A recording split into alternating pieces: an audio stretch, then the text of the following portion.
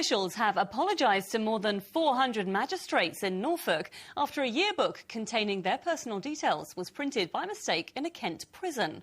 Magistrates' names are available in court, but this document also included confidential phone numbers and email addresses. Laura Burns has more. This is a small book causing a big controversy. The internal handbook, which contains the name, phone number and email address of every magistrate in Norfolk. But this year's edition isn't quite as confidential as they'd thought, because it was accidentally printed here in Standford Hill Prison in Kent, in a workshop which is staffed by some of the prisoners. Norwich Chairman Paul Allen regularly uses the handbook to contact his colleagues.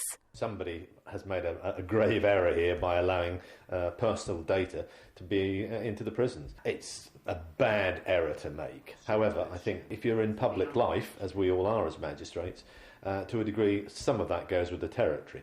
Although there might be some people who've got ex-directory telephone numbers who would be quite upset. The Category D prison has had the books, which don't contain home addresses, since the start of January. Her Majesty's Court Service admits a mistake was made, and it's now written to all magistrates in Norfolk to apologise. In a statement, they also said that all hard copies of the yearbook in the prison have now been destroyed, and that a tighter screening process has been put in place to ensure this doesn't happen again. But Paul Allen told me the problem may run deeper than a simple printing slip-up.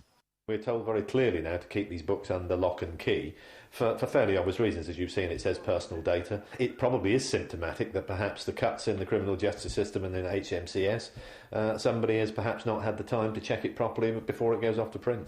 He hopes for the system's sake that it was a one-off, and that this error will mean more stringent checks in the future. Laura Burns, Anglia News, Norwich. Ipswich manager Roy Keane is warning fans not to be fooled by Southampton's League One status ahead of the FA Cup fourth round on Saturday. Keane watched the Saints win their Johnston's Paints Trophy match 1-0 at Milton Keynes last night. He says the result will give them a huge boost for the FA Cup game and warns they shouldn't be regarded as underdogs. Obviously they've had the points, the deduction, but they're very much, I think, a championship side. With the fan base behind them as well, there's a good support at the MK Dons, the game I went to watch. So, it should be a cracking game, and hopefully we'll bring a good few supporters as well. Some of the world's largest cargo vessels will be calling at the port of Felixstowe after managers signed a new contract with Maersk, the shipping line. Felixstowe is the only port in the UK that can handle ships carrying up to 12,000 containers.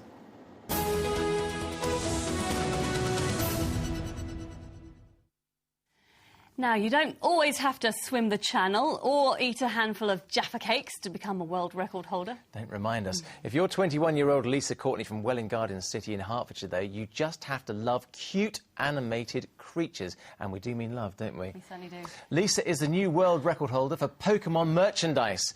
Kate Proud has been to meet her. I wanna be the very best, like no one ever was. A multicoloured shrine that doubles up as the family home.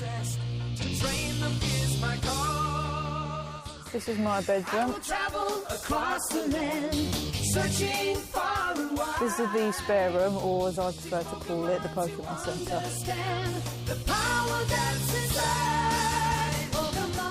And finally, this is my mum's room. When I was at school, I was badly bullied because of my disability in my arm. So having Pokemon there, even though it was just merchandise, just for some reason, just seeing it gave me a spark, really. It just sudden, I don't know, it just really made me happy. And how much of a part of your life would you say Pokemon has played? I would say Pokemon has played a very big part of my life in a very positive way. Lovable and collectible, 21-year-old Lisa has been filling her home with all things Pokemon for the last 13 years. Buying online or at car boot sales, it's a collection you can't put a price on. Mum Sharon's only place to escape is in the garden with the dog, which, you've guessed it, is named after a cartoon character. Because it's all over the place, it's all over the walls, you know, and the figures all in their packages and everything. Sometimes it looks, there's no space, there's nothing there, but at the same time it's really colourful.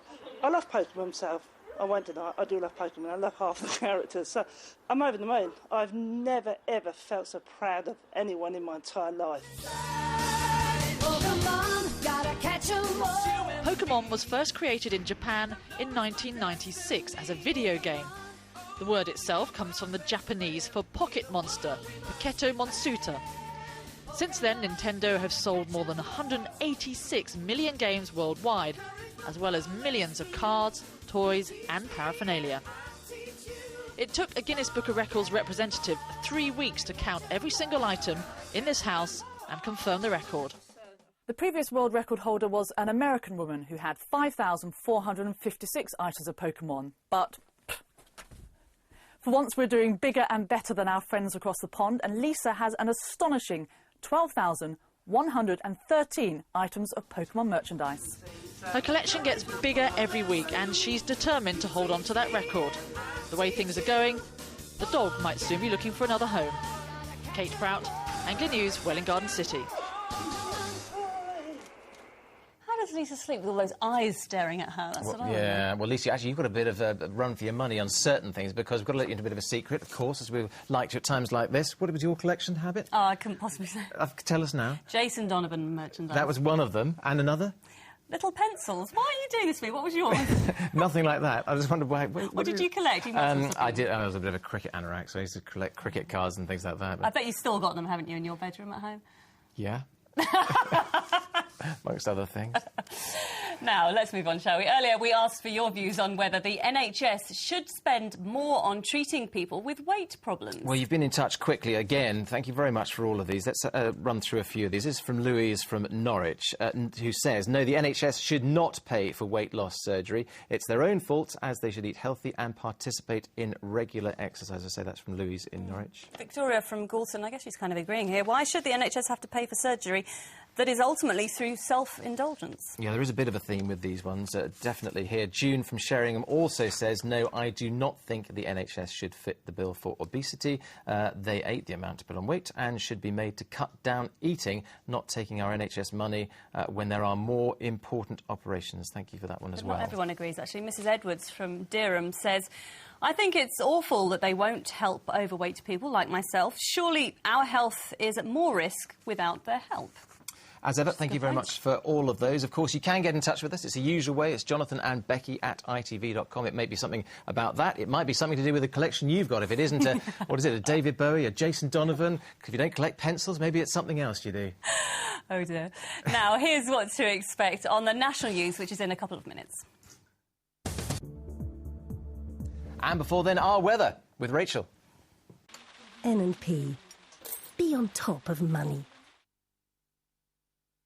And that's almost it from us tonight, except just to mention we've got a bit of good news for you. What you got there, I usually John? hold this kind of thing, do I? Very rare, in fact. We are delighted to tell you that Anglia tonight has won the EDF Energy Award for Best News or Current Affairs programme in the East of England, which we're very, very proud of. Yeah, we're very proud of it. So thank you very much as well to EDF, and thank you very much to you for watching. That's it for tonight. We'll be off to polish that, and then we'll see you again tomorrow night. See you tomorrow. Bye-bye.